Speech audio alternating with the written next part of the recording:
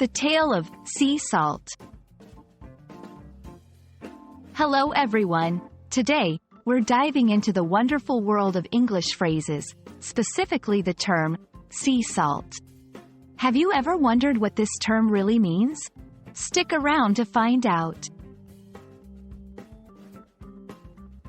Sea salt is a compound word made up of two parts, sea and salt. Sea, a large body of salt water that covers most of the Earth's surface. It's also where we get various seafood and, you guessed it, sea salt. Salt, a white crystalline substance that gives seawater its characteristic taste and is used for seasoning or preserving food. When combined, sea salt refers to the salt produced by evaporating seawater. Unlike table salt, which is usually mined from underground salt deposits, sea salt is obtained directly from the sea. Sea salt is cherished for a few reasons. 1. Flavor. Many chefs and food lovers prefer the taste of sea salt because it has a slightly different mineral composition than regular table salt, giving it a unique flavor. 2. Texture. The coarser grains of sea salt can give a delightful crunch to dishes when used as a finishing touch.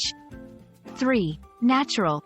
Because it's derived directly from evaporating seawater, many people believe it to be more natural and free from additives that can be found in some table salts. Sea salt isn't just limited to the kitchen. Over time, it's found its way into various cultural references. Fashion. Sea salt sprays are used for hairstyling to give that wavy, beachy look. Spa treatments. Sea salt is also often used in skincare routines, as bath salts, or in spa treatments because of its rich mineral content and exfoliating properties.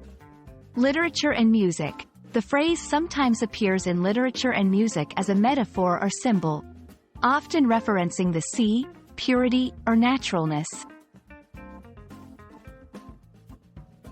And there we have it.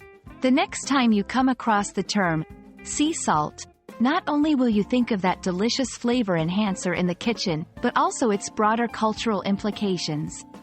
We hope you found this dive into sea salt informative and delightful.